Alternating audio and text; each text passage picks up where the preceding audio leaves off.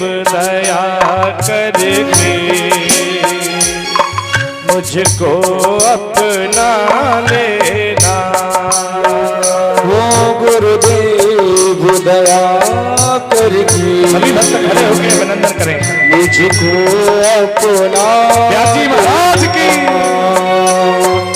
मैं शरण पड़ा तेरी, चरणों में जगह देना। मैं शरण पड़ा तेरी, चरणों में जगह देना। हे गुरुदेव दया करके मुझको अपना लेना।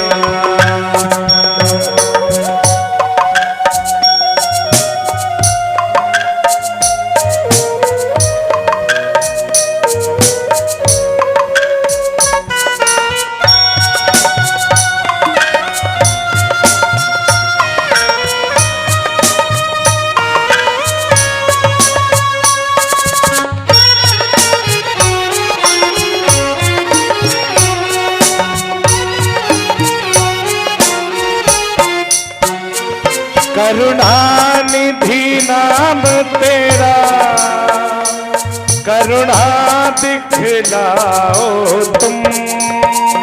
करुणानिधि नाम तेरा, करुणा दिखलाओ तुम। सोए हुए भाग्यों को हे नाथ जगाओ तुम। सोए हुए भाग्यों को मेरे नाथ जगाओ तुम। मेरी नाव भंवर डोले, मेरी नाव भंवर डोले, उसे पार लगा देना। गुरुदेव दया करके मुझको अपना लेना। मैं शरण पड़ा तेरी, चरणों में जगह देना। मैं शरण पड़ा तेरी, चरणों में जगह देना। बोलिए गुरुजी महाराज की हो।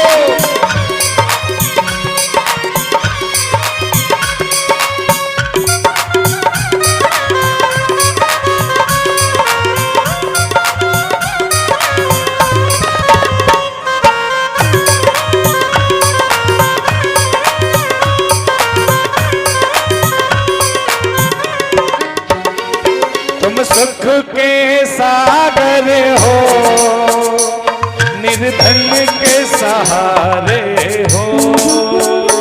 तुम सुख के सागर हो, निर्धन के सहारे हो। इस तन में समाए हो, मुझे प्राणों से प्यारे हो। इस तन में समाए हो, मेरे प्राण ने प्यारे हो। नित माला जपो तेरी, नित माला जपो तेरी, नहीं दिल से भुला देना।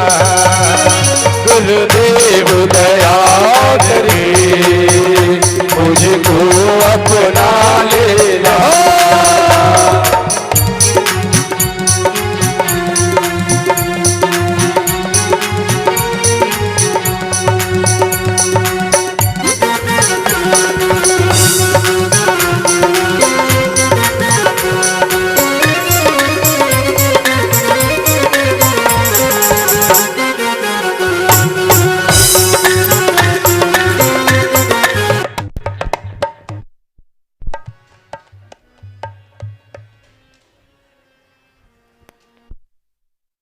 उसके बाद कथा श्रवण का लाभ प्राप्त करें।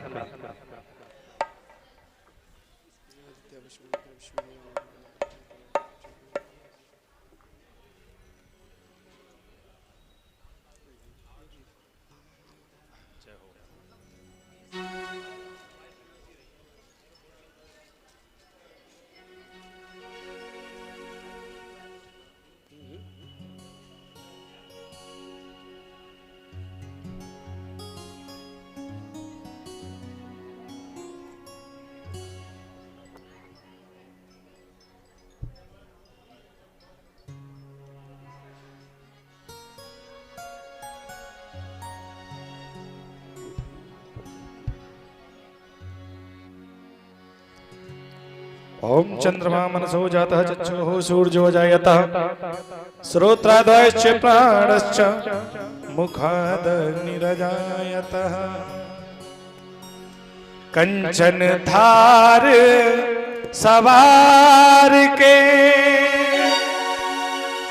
हरिबा में दीपक बार करने आई आरती हिल मिल के ब्रजनार हो जगमग जगमग ज्योति जगी है कृष्ण आरती होने लगी है कृष्ण आरती होने लगी है कृष्ण आरती होने लगी है कृष्ण आरती होने लगी है। अरे सिंहासन पर चमर झूलते हैं आसन पर चमर झूलते हैं ढोल बजत और झांझ बजत है ढोल बजत और झांझ बजत है झांझ बजत है शंख ध्वनि अरे बजने लगी है कृष्ण आरती होने लगी है कृष्ण आरती होने लगी है। यमुना किनारे धेनु चरावे यमुना किनारे धेनु चरावे और वृंदावन में रास रचावे वृंदावन में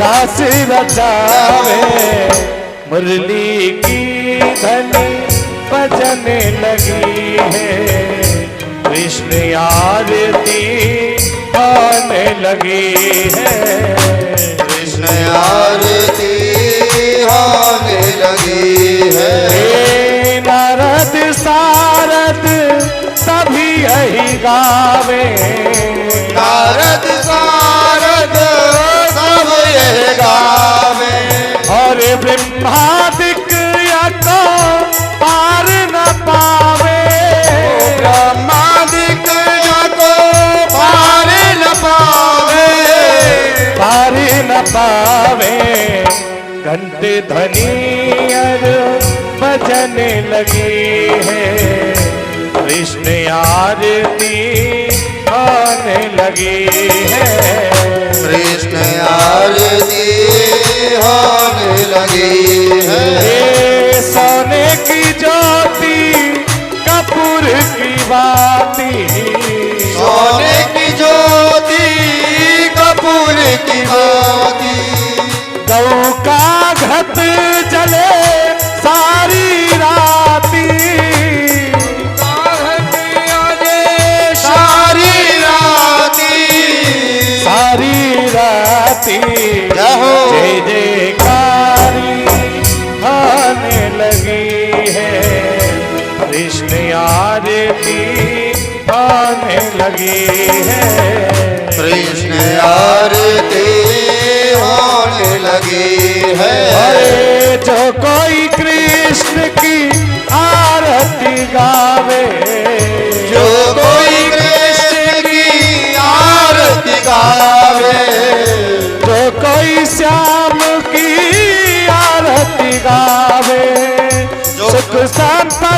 धन दौलत पावे, सुख संपत्ति धन दौलत पावे, दौलत पावे, जीवन की सब विपत तरी है, कृष्ण आरती होने लगी है, कृष्ण आरती होने लगी है, कृष्ण आरती होने लगी है, कृष्ण आरती होने लगी है, कृष्ण आरती होने लगी है। ओम जलेनास्तिलीकरणं पुष्पै देवाभिवन्दनम् आत्मदेवाभिवन्दनम् शीतला त्वं जगन्माता शीतला त्वं जगद्पिता शीतला त्वं जगद्धात्री शीतलायै नमो नमः। अथ मंत्र पुष्पांजलि। हाथ में पुष्प लेकर सभी लोग हाथ जोड़े भगवान की मंत्र पुष्पांजलि करेंगे। ओम जगनेन जगन्मय जन्त देवास्तानि धर्माणि वृतमान्यः सन्नाते हनाकं महिमानः सचन्द यत्र पूर्वे साध्याः सन्ति देवाः। हरिः ओम एकदन्ताय विद्महे वक्रतुण्डाय धीमहि तन्नो दन्तिः प्रचोदयात्।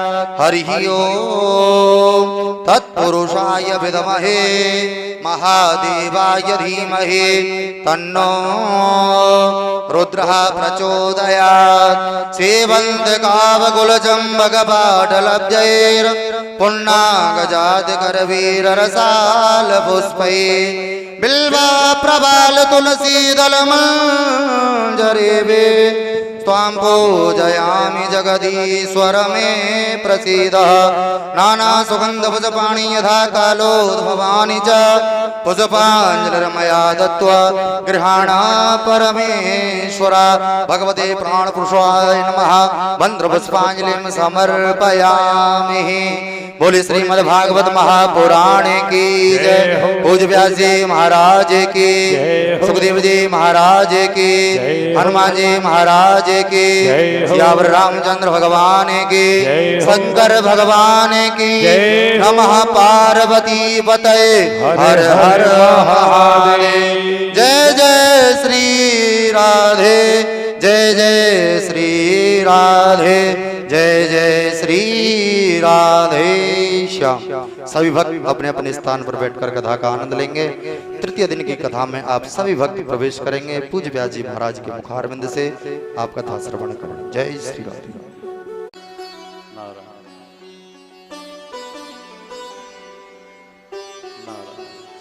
श्री गणेशाय नमः, दिव्ये अम्बिकाय नमः, दिव्ये सरस्वती नमः, श्रीमात्र चरण कमलेभ्यो नमः, गुरुचरण कमलेभ्यो नमः, ग्राम देवताभ्यो नमः, स्थान देवताभ्यो नमः, वास्तु देवताभ्यो नमः, सर्वाभ्यो देवीभ्यो नमः, सर्वेभ्यो देवेभ्यो नमः, गंगादि सर्वतीर्थेभ्यो नमः। प्रधान देवता मम आराध्या श्री राधा कृष्णाभ्यां नमः, मम आराध्या श्री किशोरी देव्यै नमो नमः।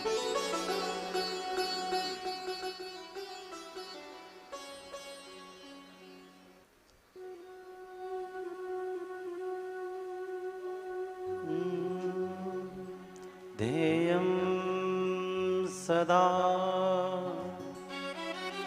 परिभवग्नमभीष्टदोहम्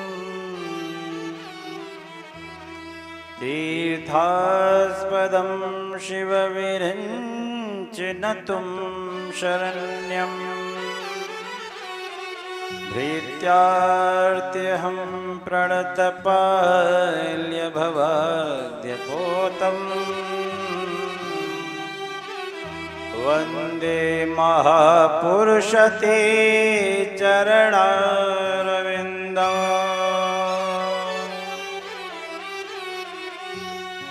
वंदे देव उमापतिं सुरगुरुं वंदे जगत्कारणं वंदे पन्नगभूषणं मृगधरम् वंदे पशूनां पतिं वन्दे सूर्यशशाङ्कवह्निनयनम् वन्दे मुकुन्दप्रियम् वन्दे भक्तजनाश्रयं च वरदं वन्दे शिवं शङ्करम्। हे भद्रकाली बगले कमले चतारे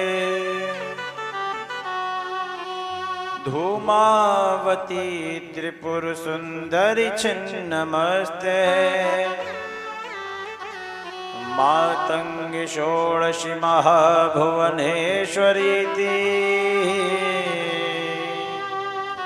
दुर्गे देवी नमः सिद्धि परमार्थदात्री।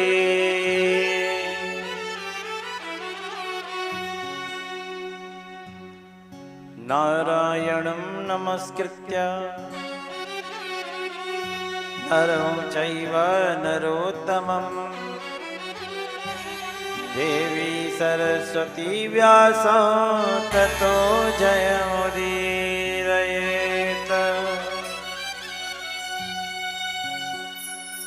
महावीर विनिवो हनुमाना राम जास जसु आपो बखाना कौन सो काज कठिन जग माही जो नहीं होय तात तुम पाही। प्रविश नगर की जो सब काजा हृदय राखे कौशलपुर राजा। जय जय श्री राधारमण जय जय नवल किशोर जय गोपी चित चोर प्रभु जय जय माखन चोर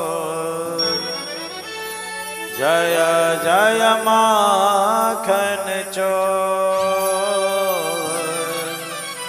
जय जय माखन चोर।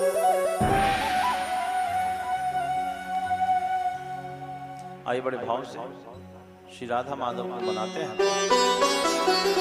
आज एक विशेष पर्व, एक नहीं दो पर्व है। आज बुढ़वा मंगल है और आज हमारी लाडली मेरी परम आराध्या मेरी इष्ट हमारा प्राण श्री राधिका देवी का जन्मोत्सव है। आज राधाष्टमी है। आप सभी को राधाष्टमी की बहुत बहुत बधाई, बुढ़वा मंगल की बहुत बहुत शुभकामनाएं। आइए हम लोग किशोरी जी के चरणों में निवेदन करते हैं। जय राधे राधे गोविंद गोविंद राधे जय राधे राधे गोविंद गोविंद राधे जय राधे राधे गोविंद गोविंद राधे जय राधे राधे गोविंद गोविंद राधे गोविंद राधे गोपाल राधे गोविंद राधे गोपाल राधे गोविंद राधे राधे गोपाल राधे गोविंद राधे राधे गोपाल राधे जय राधे राधे गोविंद गोविंद राधे जय राधे राधे गोविंद गोविंद राधे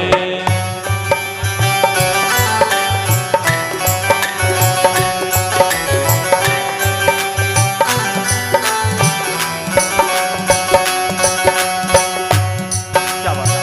एक बार जोर से बोलो श्री राधे श्याम।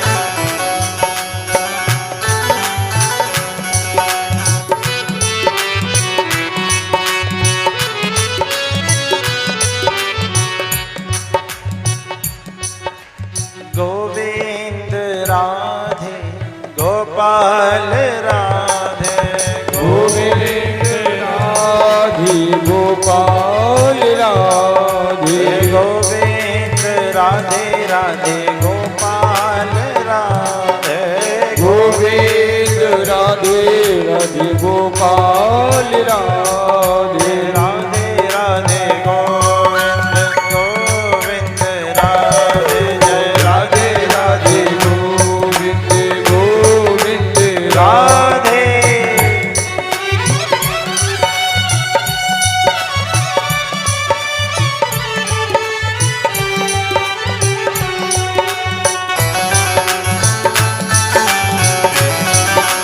बोल बाकी बिहारी लाल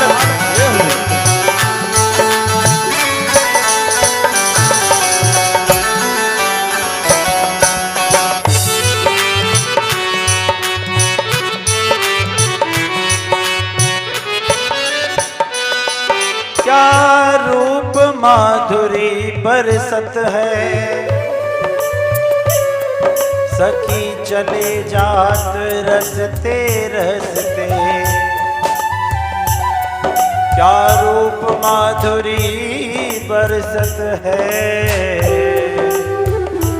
सखी चले जात रसते रसते श्री राधा स्नेह बिहारी ने दिल लूट लिया हंसते हंसते दिल लूट लिया हंसते हंसते दिल लूट लिया हंसते हंसते दिल लूट लिया हंसते हंसते दिल लूट लिया हंसते हंसते जय राधे राधे गोविंद गोविंद राधे जय राधे राधे गोविंद गोविंद राधे गोविंद राधे गोपाल राधे गोविंद राधे गोपाल राधे गोविंद राधे गोपाल राधे गोविंद राधे गोपाल राधे जय राधे ओ राधे राधे गोविंद गोविंद राधे जय राधे राधे गोविंद गोविंद राधे जय राधे राधे गोविंद गोविंद राधे जय राधे राधे गोविंद गोविंद राधे गोविंद राधे गोपाल राधे गोविंद राधे गोपाल राधे गोविंद राधे गोपाल राधे गोविंद राधे गोपाल राधे गोविंद राधे गोपाल राधे गोविंद राधे गोपाल राधे गोविंद राधे गोपाल राधे गोविंद राधे गोपाल राधे गोविंद राधे गोपाल राधे गोविंद राधे गोपाल राधे जय राधे राधे गोविंद गोविंद राधे जय राधे राधे गोविंद गोविंद राधे जय राधे राधे गोविंद गोविंद राधे जय राधे राधे गोविंद गोविंद राधे जय राधे राधे गोविंद गोविंद राधे राधे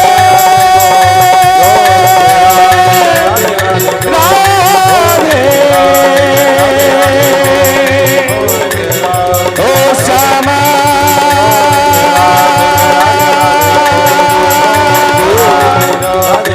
मेरी राधे राधे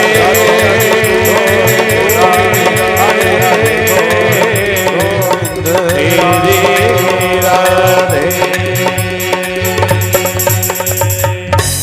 बोले गणेश जी महाराज की जय हो। श्री उमा महेश्वर भगवान की जय हो। श्री सीताराम जी महाराज की जय हो। श्री वृंदावन बिहारी लाल की जय हो। राधा रानी सरकार की जय हो। पवन सुत हनुमान की जय हो। बालाजी महाराज की जय हो। चौमुखी महादेव की जय हो। भवानी दुर्गा माई की जय हो। व्यासी महाराज की जय हो। सुखदेव जी महाराज की जय हो। श्रीमद् भागवत महापुराण की जय हो। नमः पार्वती पते हर हर महादेव जय जय श्री राधे जय जय श्री राधे जय जय श्री राधे श्याम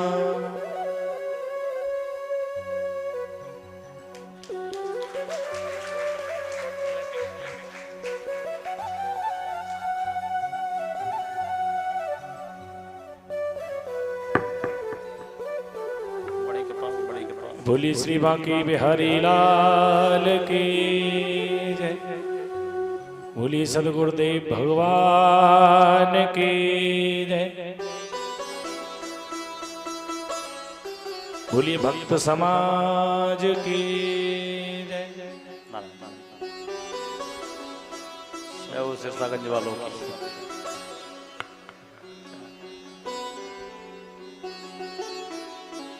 आइए। आज इस कथा का तृतीय दिवस में आप सभी भक्त वांछित कल्पतरु, आप सभी का सादर अभिनंदन। आपकी यह पवित्रार्थ पवित्र उपस्थिति सुनामधन्य नगर शिकाबाद और उस पर भी भगवान भूतनाथ भूतेश्वर अखंड ब्रह्मांड नायक परमपिता परमात्मा श्री चौमुखी महादेव का पावन सानिध्य हम सबको प्राप्त हो रहा है।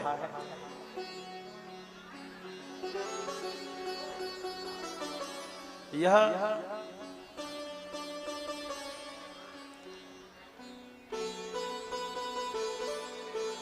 आराम से व्यवस्था बनाते हुए बोली बांके बिहारी लाल की जय हो। अब शांत एकदम। हाँ कर लो बात। बहुत दिन में मिली है, बात कर। बहुत दिन में मिली होंगी है, पूछ लो। अरे भाई सुन लो। आइए, मैं निवेदन कर रहा था, आज तृतीय दिवस है और बड़ा भाव में उपस्थिति। आज मैं यही तारीफ कर रहा था आप लोगों की कि लोग इतने शांत बैठते हैं कि सुई भी गिरे तो सुनाई देती है ना। तो ऐसे ही रहना, इस तारीफ को बेकार मत होने देना, मतलब मेरी बात खराब हो जाएगी, इज्जत का सवाल है, ध्यान रखना। हाँ, ये सिरसागंज वालों ने भी कथा कराई थी, ये सोचा सुनेंगे तो कहेंगे ये तो बड़ा तारीफ कर रहे थे, है ना। आइए, मैं निवेदन कर रहा था, आज तृतीय दिवस और तृतीय दिवस का प्रथम सत्र प्रारंभ होता है। मैं एक विचार कर रहा था, व्यक्ति कहता है परमात्मा हमें दुख देता है, ये कैसे हो सकता है? कबीर जी एक बहुत अच्छा लिखते हैं, एक दोहा याद आता है उनका, पहले चिंतन करते हैं फिर कथा में चलते हैं। कबीर जी ने लिखा, बहुत अच्छा, मंथन कीजिए इस बात का।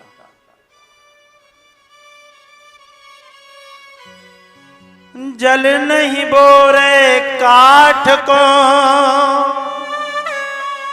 काठ माने लकड़ी, जल नहीं बोरे काठ को, कहो कहाँ की रीत। क्या नियम है कि जल सबको डुबो देता है लेकिन लकड़ी को नहीं डुबो पाता? क्यों? उसके पीछे तो जाएं। जल नहीं बोरे काठ को, कहो कहाँ की रीत, निज को सींचो जान के यह अपने की प्रीत, निज को सींचो जान के यह अपने की प्रीत। जल से ही तो लकड़ी बनती है, अगर पेड़ में जल न लगे तो लकड़ी का प्रादुर्भाव कैसे हो, लकड़ी उत्पन्न कैसे होगी? तो जब जल जानता है कि ये मेरा बेटा है और उसको डुबोता नहीं, तो वो तो परात पर अखिलेश्वर शक्ति है, वो हमारे साथ अन्याय कैसे करेगा? राम न काहू मारते इतने सीधे राम, अपने आप मर जाते हैं सुकर कर खोटे का। यह इस जगत की सच्चाई है। ये था आज का विचार, आज का मंथन। अब हम कथा में प्रवेश करते हैं। कल की कथा में धर्म का हमने वृत्तांत सुना, चतुर्थ स्कंद में है।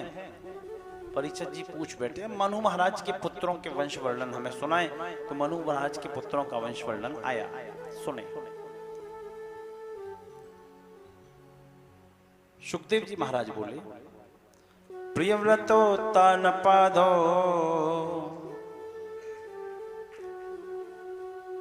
प्रियव्रत और उत्तानपाद,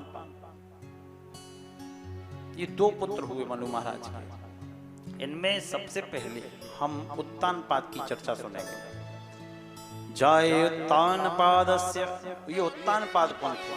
अब ये कथा बहुत दिमाग देने वाली है, आप लोग बहुत ही सजग लोग हैं, बहुत ध्यान से सुनना। और ये कथा पूरी नामों पे आधारित है। उत्तानपाद महाराज एक बड़े साम्राज्य के राजा हैं। उनकी पत्नी का नाम है सुनीति। राजा का नाम क्या है? उत्तानपाद। पत्नी का नाम उत्तानपाद का अर्थ क्या है? प्रायः बंधुजन बताते हैं कि जिस प्रत्येक जीव उत्तानपाद है उसके मतलब गर्भ में पैर ऊपर होते हैं, सिर नीचे होता है। रचना भी यही है, लेकिन व्याकरण दूसरा पक्ष रखता है। वो कहता है उत्तौ असौ आनौ पादौ यस्य सह। समाज में, संसार में, सृष्टि में जिसका पैर अच्छे कामों के लिए ऊपर हो, आगे हो, वह उत्तानपाद है। और जब ऐसा व्यक्ति उत्तानपाद है तो उसकी पत्नी सुनीति यानी कि अच्छी बुद्धि ही होगी ना, सद्बुद्धि ही होगी ना। सुनीति है, बहुत प्रेम है पति पत्नी में। एक बार मृगया करने, शिकार खेलने, मृगया हिंदी शब्द है, शिकार उर्दू शब्द है। मृगया करने दूर जंगल में गए। वहां के राजा की कन्या पर मन मोहित हो गया तो राजा ने विवाह कर दिया। घर आए विदा करा के।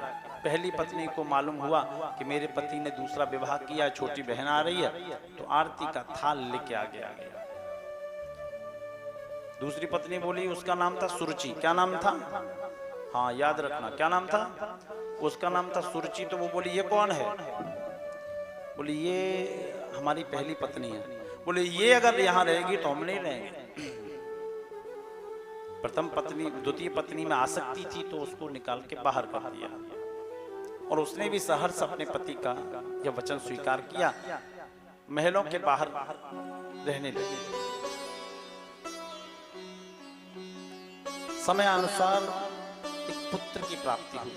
संतों की सेवा करती, संध्या वंदन की तैयारी करती, ईश्वर का भजन करती, तो उनके पुत्र का नाम ध्रुव हुआ। समय निकला,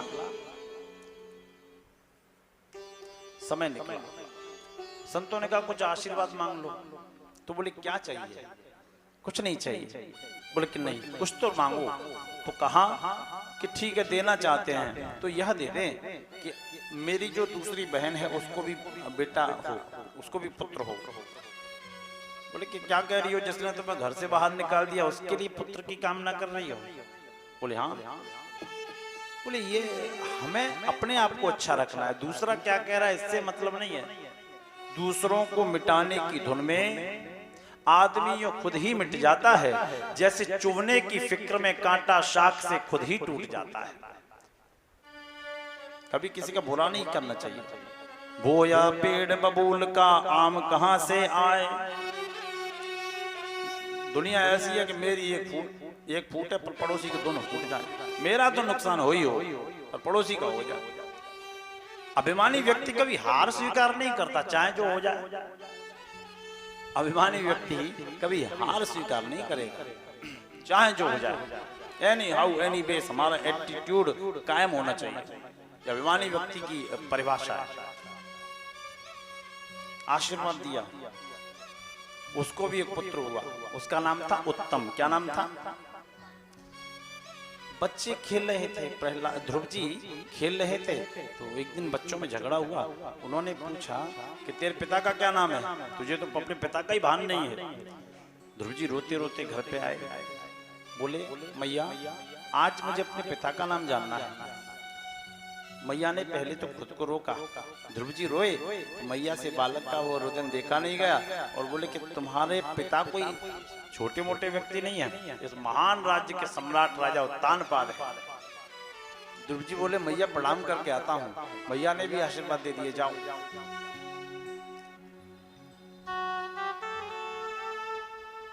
उत्तानपाद बैठे थे, ध्रुव जी पहुंचे हैं। पिताजी पिताजी मैं आपका बेटा ध्रुव। राजा को सूचना तो थी ही कि मेरा बेटा है। अंक भर लिया, वात्सल्य उमड़ाया, ममता आ गई, प्रेम करने लगे। इतने में क्या हुआ, सुरुचि आ गई। सुरुचि प्रेयसी पत्नीर्तरायत्सुतो ध्रुवः एकदा सुरुचे पुत्रा मंकारोप्यतिलालयन् उत्तमं नामनुच्छन्त्रं ध्रुवं राज्याभिनंदत। आयो ध्रुव का हाथ पकड़ के फेंक दिया। क्या कर रहा है, इस गोदी लायक नहीं है तू। बोले क्यों, मैं इंसान नहीं हूं, ये मेरे पिता नहीं है। बोले पिता ये तेरे ही है, लेकिन तेरा दोष ये है तू मेरा बेटा नहीं है। तपस्या करो और भगवान से निवेदन करो कि तुम्हें सुरुचि का बेटा बनाए, सुरुचि के गर्भ से प्रकट करे, तब तुम्हें सिंहासन लायक होगे। जाओ। ध्रुव जी रोते रोते रोते रोते मैया आज मौसी ने मुझे परेशान किया और ये कहा कि जाओ तपस्या करो और मेरी गर्भ से जन्म लो, तब इस गोदी के अधिकारी होगे। क्या मैया छोटी माँ की गोद बैकुंठ से ऊपर है? तो सुनीति ने क्या कहा? सुनीति ने कहा बेटा उसने तुम्हें सच्ची राह दिखा दी है, जाओ तपस्या करो, मैं तुम्हें आदेश देती हूँ तपस्या करो, लेकिन इस पिता की गोद के लिए नहीं, अविनाशी पिता की गोद के लिए तपस्या करना, बैकुंठ के लिए तपस्या करना। और हमारी कोई मैया होती तो अभी लड़ने चल देती। याद रखना, जन्म देने से कोई मैया नहीं होती, जन्म देने से कोई जननी नहीं होती। जन्म देने से यदि सब कुछ हो जाए तो जानवर भी अपने बच्चों को जन्म देते हैं। संस्कार जायते यस्य सह, जो संस्कारों को उत्पन्न कर दे वो जननी है। बहुत से बच्चे देखे आपने जिनका पता ही नहीं उनके माँ बाप बेचारे कौन है, अनाथ हुए लेकिन IAS PCS कर गए, अधिकारी बन गए, अच्छे अच्छे योगाचार्य बन गए, धर्माचार्य बन गए, क्योंकि संस्कार उस प्रकार के मिले ना। कभी कभी कहते हैं ना, एक कहावत कहते हैं कि उनके माँ और बाप सब हम ही हैं, माँ नहीं होती बाप ही बाप रह जाता है और कहता है कि इसकी माँ बाप दोनों में हो। क्यों? क्योंकि संस्कार जायते, जिसने संस्कारों का उदय अपने बच्चों के अंदर कर दिया वो जननी कहने का अधिकारी है, वो जननी कहलाने का अधिकारी है। और एक बात याद रखना, प्रयास का या समय निकालने का विषय नहीं है। बालक की पहली गुरु उसकी मैया होती है, और जिस दिन आपने 5 वर्ष के बाद अपने बालक की तरफदारी करना प्रारंभ कर दी, बालक हाथ से निकल जाएगा। 5 वर्ष के बाद संतान को चाहे सोना खिलाओ, चाहे सोना खिलाओ, लेकिन देखना शत्रु की नजर से चाहिए। आंखें इतनी सख्त हों कि बालक आपके संस्कारों के अनुसार चलना पसंद करे। ऐसा नहीं है कुछ हर समय घूरते रहो। आपका रौब इतना होना चाहिए माता पिता का कि बालक समझ जाए कि मेरा पढ़ने का टाइम हो गया, बालक समझ जाए मेरा विश्राम का समय हो गया, बालक समझ जाए कि मेरा खेलने का समय हो गया। 5 वर्ष के बाद संसार में यह नियम स्थापित होना चाहिए कि बालक पर अपनी नजर जो है सख्त होनी चाहिए, वरना आपका वो कुछ पल का लाड़ है ना, वो आपके लिए दुखदाई हो जाएगा। क्यों कहते नहीं है लोग, हमारा क्या बिगाड़ेगा तुम्हारा ही बिगाड़ेगा, वो सच कहते हैं। अभी का एक वाक्य बताता हूँ, स्थान का नाम नहीं बताऊंगा। मैंने सुना एक बच्चा किसी ग्रामीण अंचल से शहर में रहने आया, नई कॉलोनी थी, तो आया तो कहीं झगड़ा कर लिया, तो उसकी मैया तो लड़ने लगी, लेकिन उसके पिता ने बहुत अच्छी बात कही। बोले कि बेटा सबसे लड़ोगे तो रहोगे कहाँ, सबसे झगड़ा करोगे तो रहोगे कहाँ। तो संस्कार जायते यस्य सह, जो संस्कारों का जन्म हृदय में करते वो जननी कहलाती है। और इसने क्या कहा, जाओ तपस्या करो। और कोई ना ना ना हमारा बेटे पे टाइम नहीं है पूजा पाठ करने का, हमारे बेटे पे टाइम नहीं है मंदिर जाने का, वो टाइम ही नहीं है उस पर। ऑनलाइन क्लास ले रहा है, तो भगवान जाने ऑनलाइन ले रहा है, PUBG खेल रहा है ना। अब तो आईडी का खेल और चलता है, पता नहीं क्या होता है। तो आपने खेती की जगह प्लॉटिंग करना जाना, खाएगा क्या? खेती रबड़ तो है नहीं तो खींचेगी, वो तो सीमित है ना। कहा आपने मेरी पीड़ा नहीं सुनी, पृथ्वी का सब लज्जा से नीचा हो गया। मां मैं क्षमा मांगता हूं, मुझे क्षमा करो। एक बार मुझे अब सब आपकी पृथ्वी हरी भरी हो जाए। पृथ्वी की प्रार्थना स्वीकार की और स्वीकार करने जा रहा है तो नारद जी बीच में प्रकट हो गए। नारद जी बोले कहाँ जा रहे हो? बोले जाने भगवान को ढूंढने। कैसे मिलेंगे? तपस्या करने से। बोले बेटा तपस्या का मतलब जानते हो? तुम आंख बंद करके बैठोगे, कोई शेर आ गया तो बालक बोला आ जाएगा तो आ जाएगा, आपका क्या जाएगा, आप रास्ता छोड़िए। बोले मान के चलो अगर बरसात हो गई और तुम्हें बुखार आ गया तो वो होगा तो देखा जाएगा, आप कौन है? बोले बेटा मैं नारद हूं, मैं नारद हूं। बोले आप नारद हैं? हाँ आप नारद नहीं हो सकते। नारद जी बोले क्यों, हमें क्या कमी है? तो ध्रुव जी ने हाथ जोड़ के बोले बाबा अगर आप नारद होते तो बात कुछ और होती। क्यों कि मेरी मैया ने एक बार मुझे बताया था जिसको जीवन में एक बार नारद जैसा महात्मा मिल जाता है उसको जीवन में एक बार नारायण जैसा परमात्मा भी मिल जाता है, इसमें कोई संशय नहीं। आप नारद नहीं होते।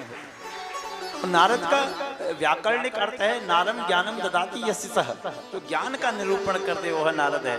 लेकिन व्रज भाषा में क्या कहते हैं? नारद, जिसकी बात कभी रद्द ना हो, फेल ना हो, वो नारद है। तो बेटा एक गुरु की आवश्यकता जरूर होती है आप जीवन में। आपने गुरु बनाए, आपने गुरु का पूजन किया कि ना कैसे बनते हैं? बोले हमें भी बना लो। नारद जी ने कहा एक चेला फ्री में मिल रहा है, मैं ही बना लो, बन जाओ गुरु, हमें क्या है? तो मंत्र दिया। कौन सा मंत्र दिया? द्वादशाक्षर मंत्र। इस मंत्र को आप लोग भी बोलेंगे है ना?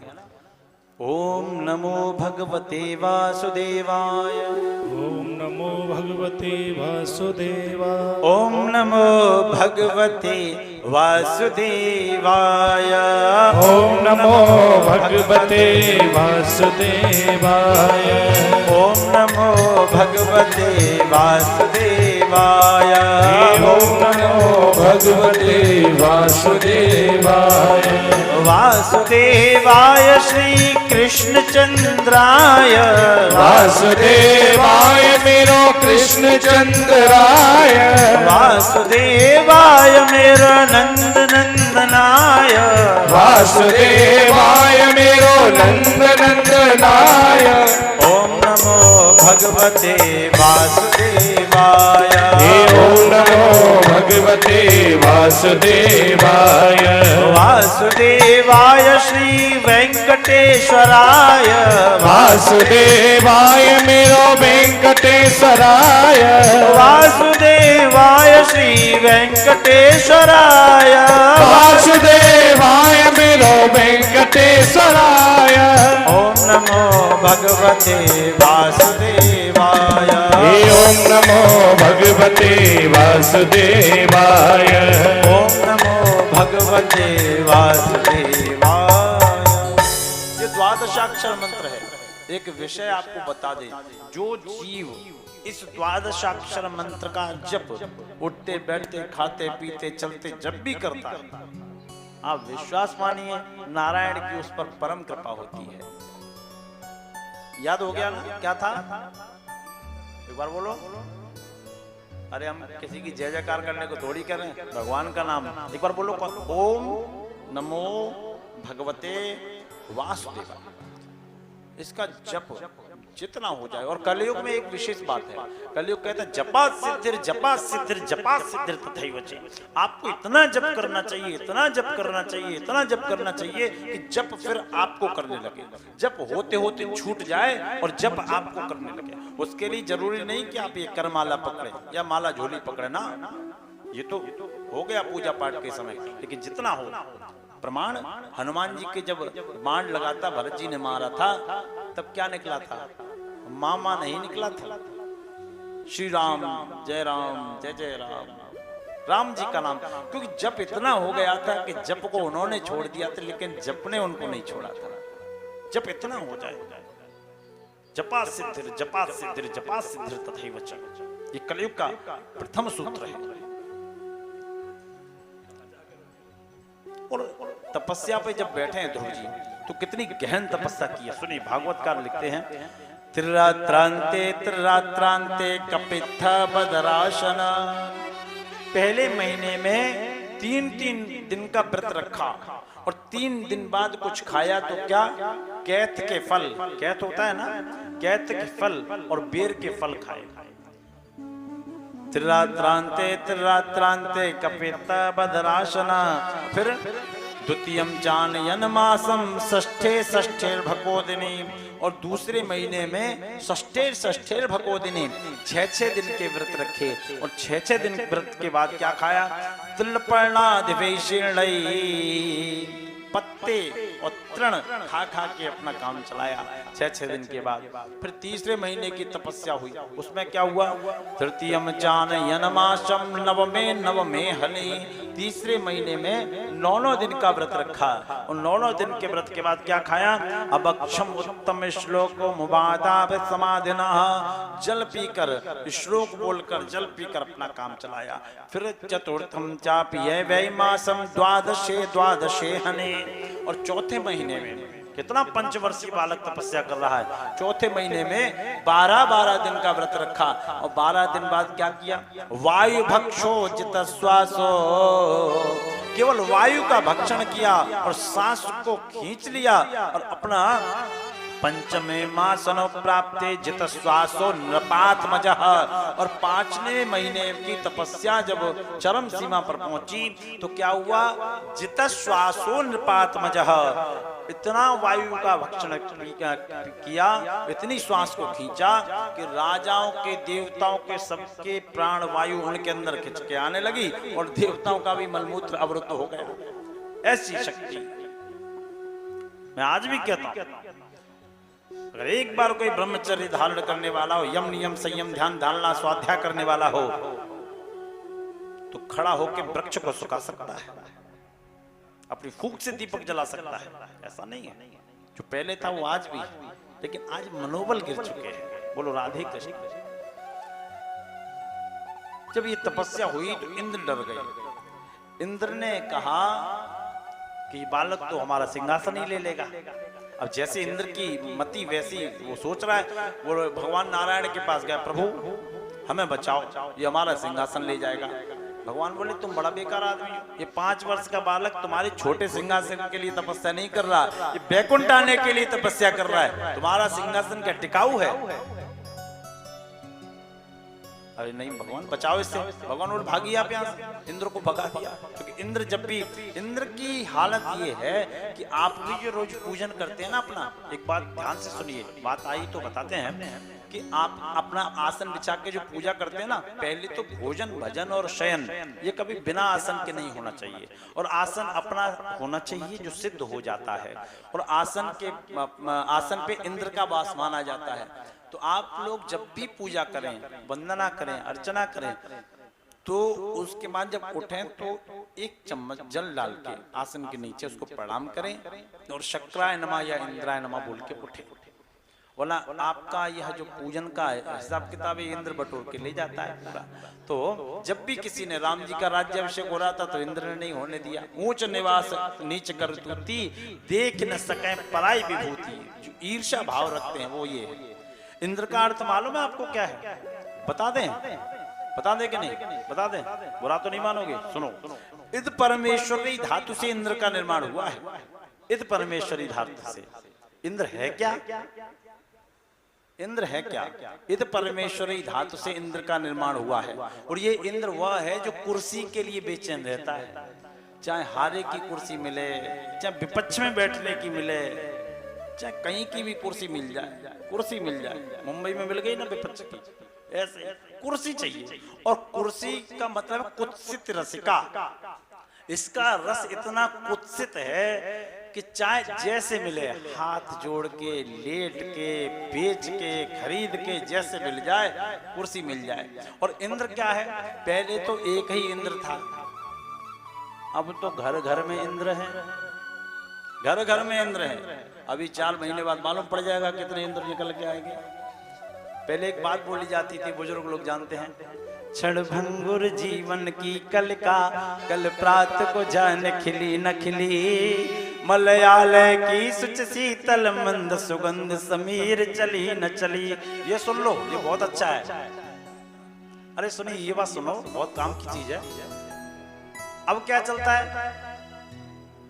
क्षण भंगुर पद की कंज कली, 5 वर्ष के बाद खिली न खिली। यस नोट घसीट घसीट धरो, फिर अंत में सीट मिली न मिली। यस नोट घसीट घसीट धरो, फिर अंत में सीट मिली न मिली। मत के बड़ बार रहे मंगता, इसका अर्थ है वोट मांगने वाले बहुत हो गए हैं। तो मत के बड़ बार रहे मंगता, जनता इस ओर मिली न मिली। ये विपक्ष कुठार लिए फिरता, सरकार पे चोट झिली न झिली। ये स्थिति है। तो घर घर में इंद्र प्रकट होना चाहते हैं, घर घर में। ये इंद्र की कहानी है। तो यही इसी टाइप का इंद्र है, इसी टाइप का है। अब भगवान ने कहा, इंद्र आप जाइए, वो ध्रुव को मैं संभालता हूं। बहुत अच्छा वक्तव्य है। ध्रुव जी तपस्या कर रहे हैं और नारायण भगवान अपने सुंदर सांवले स्वरूप में आकाशीय नीला रंग, नीले रंग पर वह पीला पीतांबर डाले, मानो द्वितीय सूर्य उदय हो रहा आए हैं।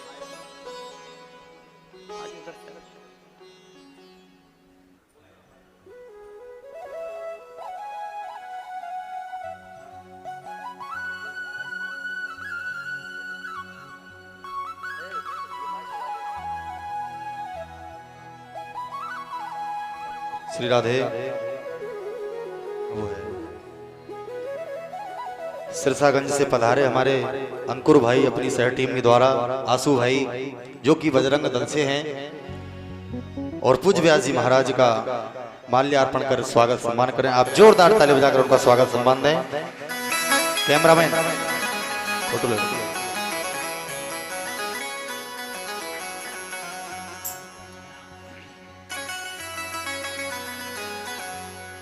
हेलो।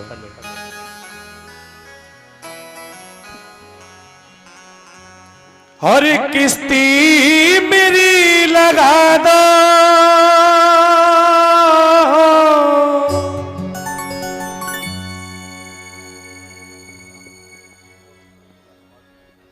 हेलो। हमारे कठफोरी से बीडीसी कुक्कू राठौर जी पूज्य आचार्य जी का स्वागत कर रहे हैं। कुक्कू राठौर आचार्य जी से आशीर्वाद लेते हुए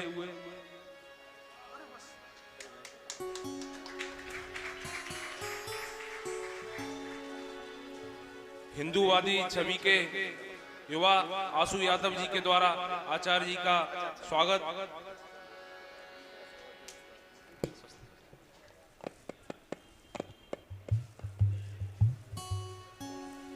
इसी कड़ी में भारतीय जनता पार्टी युवा मोर्चा के वरिष्ठ कार्यकर्ता बीरू धाकरे जी के द्वारा आचार्य जी का पगड़ी बांधकर स्वागत किया जा रहा है।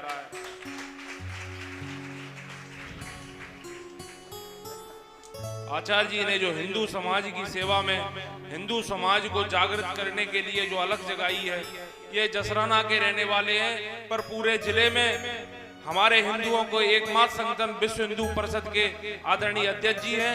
इन्हीं के नेतृत्व में हिंदू समाज का युवा कार्यकर्ता है आदरणीय आचार्य जी। मेरा आचार्य आप सब शिकोवाद वालों से निवेदन है, आचार्य जी की कथा, आचार्य जी का दिया हुआ ज्ञान हम सब के जीवन में हमेशा काम आता रहेगा। आचार्य जी पूरे जिले में विश्व हिंदू परिषद के माध्यम से हिंदू समाज की सेवा करते हैं, गौ रक्षा करते हैं, गाय गंगा गीता की रक्षा के लिए बड़े बड़े मंचों से व्याख्यान करते हैं। आचार्य जी के लिए सभी लोग तालियों से आचार्य जी का अभिवादन करें। बहुत बहुत ये हमारे सिरसागंज के कटफोरी से आए हुए लोग हैं और इन्होंने भी बड़ा अच्छा आयोजन कराया था कथा का। प्रतिवर्ष होना भी संभव नहीं हो पाया, इच्छाएं थी। आइए मैं निवेदन करता हूं।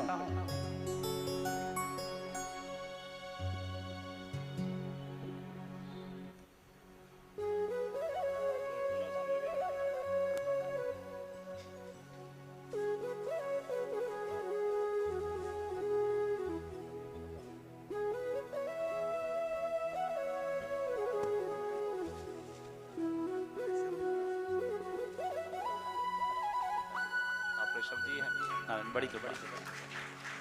आइए, बोलिए बांके बिहारी लाल की।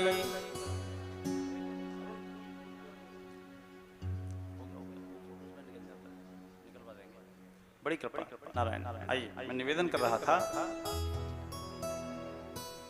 भगवान प्रकट हुए और ध्रुव जी से बोले बेटा उठो, अब एक मार्मिक प्रसंग, जो नारायण की भक्ति करते हो ना तो हृदय से देखना इस दृश्य को। वो नीले तन पर पीला पीतांबर डाले परमात्मा प्रकट होते हैं और 5.5 वर्ष के बालक ध्रुव से कहते ध्रुव उठो, तो ध्रुव जी नहीं उठते, आंखें नहीं खुलती।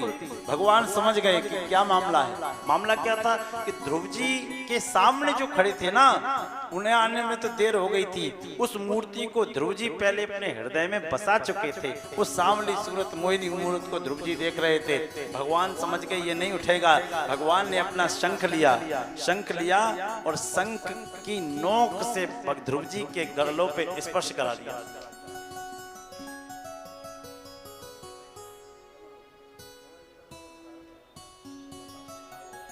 ध्रुव जी की गालों पे स्पर्श करा दिया, और स्पर्श करा दिया तो क्या हुआ? स्पर्श बालम कृपया कपोले। जैसे ही स्पर्श कराया तो क्या हुआ? ध्रुव जी की आंखें खुल गईं। क्यों?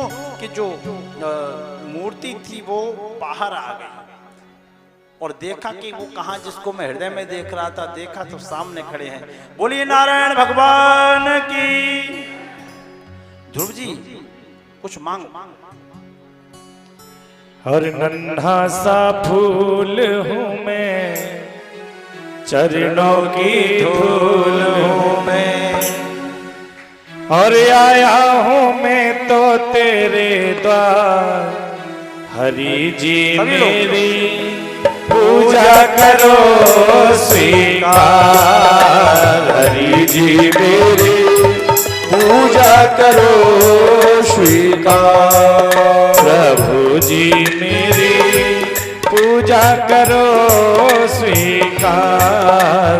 प्रभु जी मेरी पूजा करो स्वीकार। हे नन्हा सा फूल हूँ मैं, चरणों की धूल हूँ मैं। नन्हा सा फूल हूँ मैं, चरण बस तेरे हाथ में। थोड़ा सा गुण मिल जाए, निर्धन को धन मिल जाए। थोड़ा सा गुण मिल जाए, निर्धन को धन मिल जाए।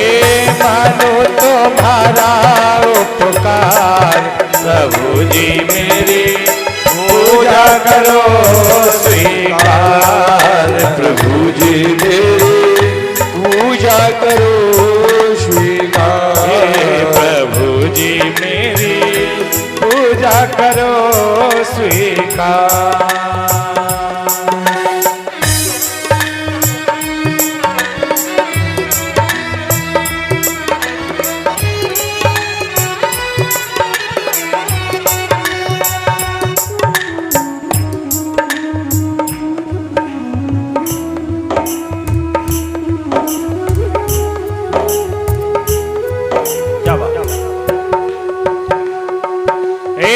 सुन लो हमारी अर्जी, मुझको कुछ ज्ञान दो।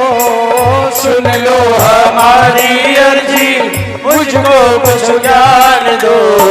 सुन लो हमारी अर्जी, मुझको कुछ ज्ञान दो। और जीवन को जीना सीखूं, ऐसा वरदान दो। जीवन को जीना सीखो, ऐसा वरदान दो। सूरज सी शान पाऊं, चंदा सा मान पाऊं। सूरज सी शान पाऊं, चंदा सा मान पाऊं। अरे इतना सा दे दो वरदान। प्रभु जी मेरी पूजा करो स्वीकार। प्रभु जी मेरी पूजा करो स्वीकार। नन्हा सा फूल हूँ मैं, चरणों की धूल हूँ मैं। नन्हा सा फूल हूँ मैं, चरणों की धूल हूँ द्वार प्रभु जी मेरी पूजा करो स्वीकार प्रभु जी मेरी पूजा करो स्वीकार प्रभु जी मेरी पूजा करो स्वीकार। जैसे नेत्र खोले सामने खरारी को देखा, भगवान बोले ध्रुव नेत्र क्यों नहीं खोल लेते? बोले नेत्र इसलिए नहीं खोल रहा था क्योंकि यहाँ तो आपके साथ और बहुत चीजें दिख रही हैं, अंदर केवल आप ही आप दिख रहे थे और कुछ था ही नहीं। मुझको कहाँ ढूंढे बंदे मैं तो तेरे माँ। भगवान के नेत्र सजल हो गए, ध्रुव कुछ मांग। अब ध्रुव जी का आपने देखा है कभी दुख हो तो भी नहीं बोल पाते और अधिक खुशी हो तो भी नहीं बोल पाते, गला कंठ अवरुद्ध हो जाता है, तो गला रुक गया। ध्रुव जी कुछ बोल नहीं पा रहे, भगवान समझ गए। भगवान ने जो शंख छुड़ाया तो उनके अंदर से वाणी फूट पड़ी। योऽन्त प्रवेश्य मम वाचमिमां प्रसोक्ता संजीवयति अखिल शक्तिधर स्वधाम्ना। इसका अर्थ है योऽन्तः जो अंदर, योऽन्तः प्रविश्य मम वाचमिमां प्रसुप्तां जो वाणी अंदर सो गई थी और जब शंख को छुड़ाया तो मानो उस सोई हुई वाणी को क्या मिल गया? संजीवयति अखिल शक्तिधर स्वधाम्ना। मानो संजीवनी बूटी मिल गई हो और वो वाणी जाग गई, और जाग गई तो भगवान ने की स्तुति करने लगे। भगवान बोले कुछ मांगो। ध्रुव जी बोले क्या मांगो? कुछ तो ध्रुव जी घुटनों के बल बैठे और हाथ जोड़े और भगवान से निवेदन किए हैं क्या? अब कछुनाथ, जो बात रखनी है ना रख लो। अब कछुनाथ न चाहिए मोरे, अब कछुनाथ न चाहिए मोरे, दीन दयाल अनुग्रह तोरे। अज दीन दयाल अनुग्रह तोरे। नाथ आज मैं काह न पावा, नाथ आज में काह न माना, मिटे दोष दुख दारुण दाहा। मिटे दोष दुख दारुण दाहा। बहुत काल में कीनी मजूरी, बहुत काल में कीने मजूरी, आज दिन विधि भल मोहि पूरी। आज दिन में भले मोह पूरे। भगवान ने कहा कुछ तो मांगो, तो ध्रुव जी ने और निवेदन किया, प्रभु धरसी लागी तन राखे प्राणा, धरसे लागे तन राखे ओ काना, धरसी लागी तन राखे प्राणा। धरसे लागे तन राखे ओ काना, चलन चाहो अब कृपा निदाना,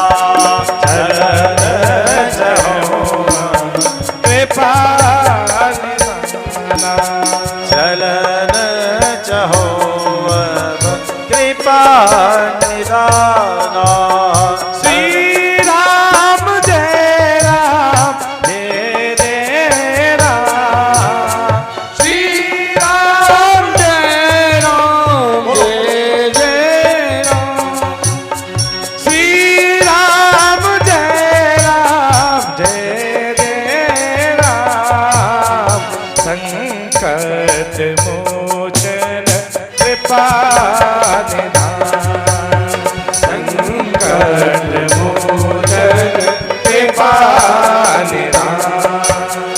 अब कछुनाथ न चाहिए मोरे, अब कछुनाथ न चाहिए मोरे, दीन दयाल अनुग्रह तोरे, दीन दयाल ये अनुग्रह तोरे।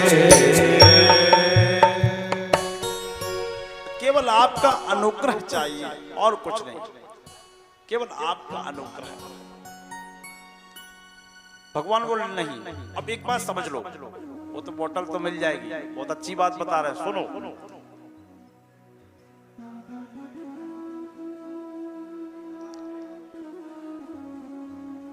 बोली बाकी बिहारी लाल की। अब आप लोग सुनो, बहुत अच्छी बात, देखो तो सही। बगीचा बंद कर दो।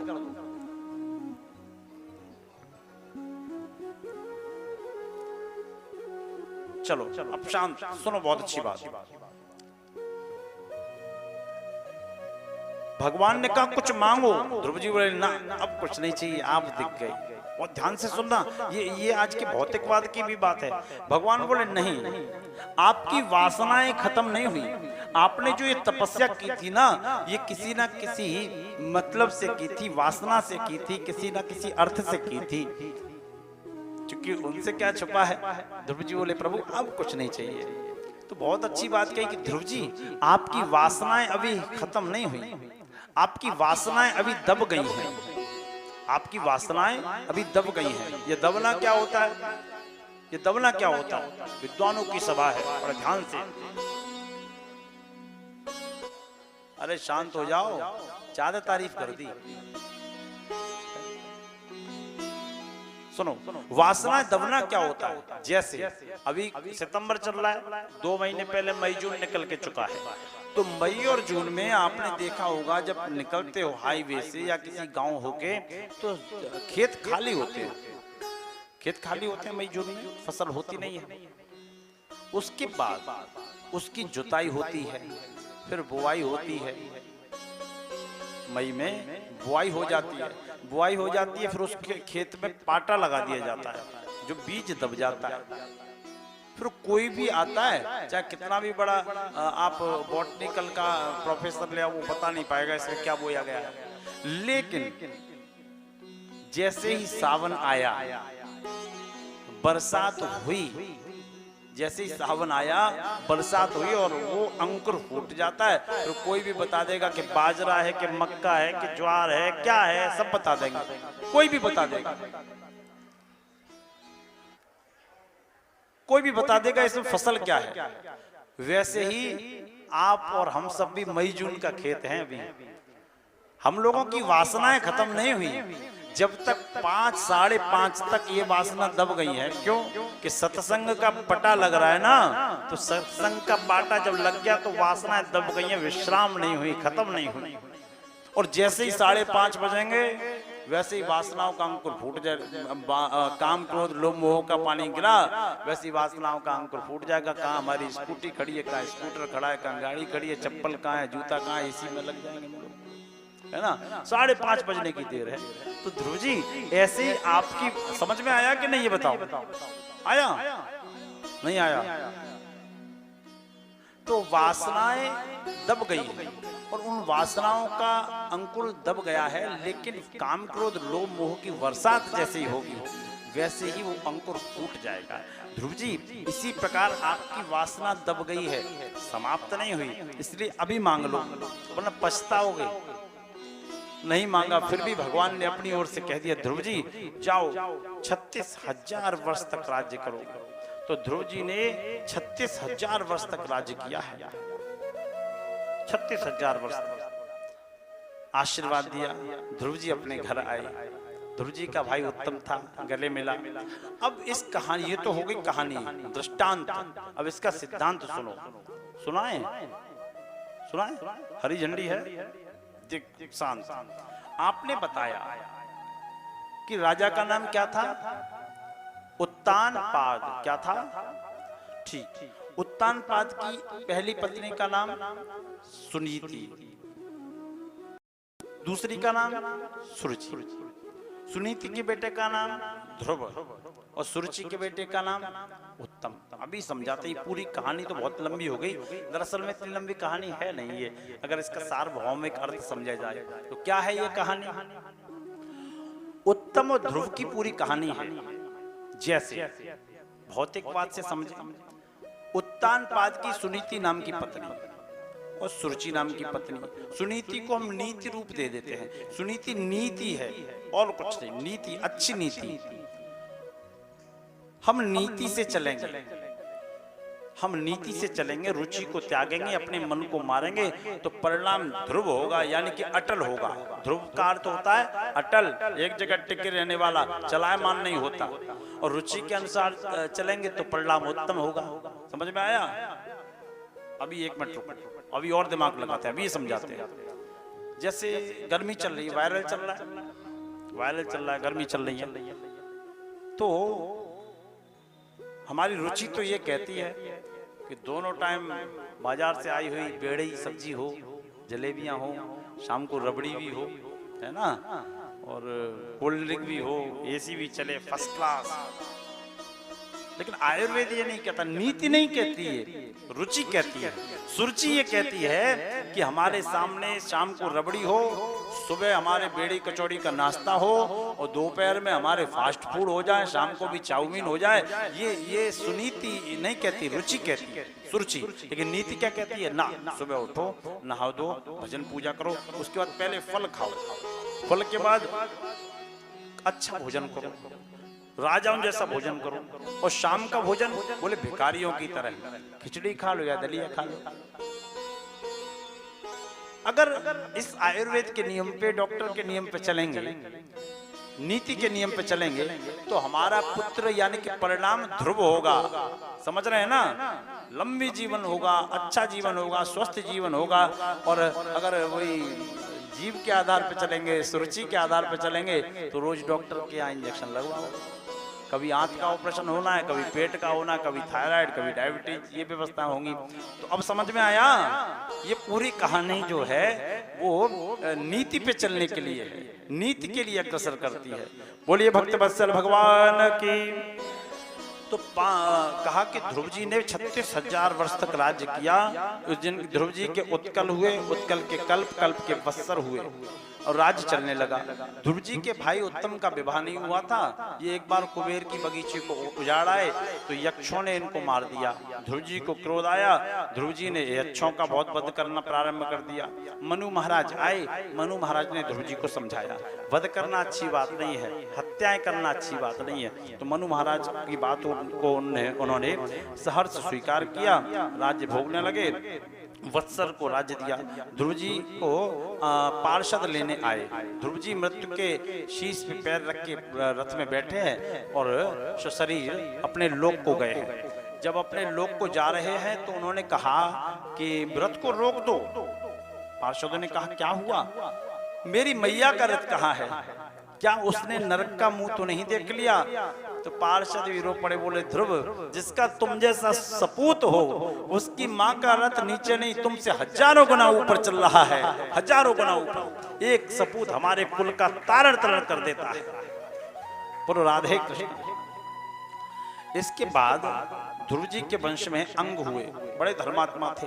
अंग का बेटा वेन हुआ, बड़ा दुष्ट था, ब्राह्मणों का अत्याचार करता था, ऋषियों को सताता था, पूजा पाठ को मानता नहीं था। तो ब्राह्मणों ने, ऋषियों ने उसको श्राप दे दिया कि बड़ा दुष्ट है, वो मर गया। मर गया तो उसकी भुजाओं, राज्य कैसे चलेगा? भुजाओं का मंथन हुआ तो एक भाग से पृथु महाराज निकले, एक से अर्ची देवी निकली। ये लक्ष्मी नारायण का अवतार बोले जाते हैं। बोलिए अर्ची पृथु भगवान की। अर्ची पृथु का अवतार हुआ है। पृथु महाराज जब प्रकट हुए, बड़े हुए, तो उन्होंने देखा कि राज्य में अकाल पड़ गया। जब राज्य में अकाल पड़ गया है तो प्रजा भूखी मर रही है, अब होगा क्या? तो पृथु महाराज ने अपना धनुष बाण लिया और क्रोधित होकर एक खुले मैदान में पहुंचे। एक खुले मैदान में पहुंचे और खुले मैदान में जाकर अपने धनुष पर बाण को चढ़ाया और कान तक खींच लिया और बोले वसुधे त्वं वधिष्यामि, वसुधे पृथ्वी मैं तुम्हारा वध कर दूंगा, मैं तुम्हारा वध कर दूंगा। पृथ्वी गाय के रूप में प्रकट हो गई। बोले क्यों कर देंगे आप मेरा वध, आप मेरा वध क्यों करेंगे? बोले कि तुमने हमारे लोगों को परेशान कर दिया, हमारी प्रजा दुखी है, तुमने सब कुछ अपने अंक में समेट लिया, कुछ बाहर नहीं निकाल रही हो, अकाल पड़ रहा है, सूखा पड़ रहा है, इसकी जिम्मेवार आप हैं। ओहो, तो मेरे साथ जो दुर्व्यवहार हो रहा है पृथ्वी जी, उसका जिम्मेवार कौन है? आपके साथ क्या हो रहा है? तो पृथ्वी रूपी गाय ने अपनी पीड़ा कही। आप पढ़ने लिखने वाले बच्चे भी बैठे, वो ध्यान से सुने। पृथ्वी ने कहा मेरे साथ क्या हो रहा है? मैं कहाँ रहूं इस दुनिया में जहां पुण्य भी बेचे जाते हैं, तप धैर्य क्षमा और प्रार्थना सद्भाव भी बेचे जाते हैं। बिक रही ऊष्मा दिनकर की, तारे शशि बेचे जाते हैं। मैं कहाँ रहूं इस दुनिया में जहां पुण्य भी बेचे जाते हैं। अर्थी से उतर कर बिका कफन, बिक रहा गगन सा रखवाला। जहां पहले थे मंदिर मस्जिद,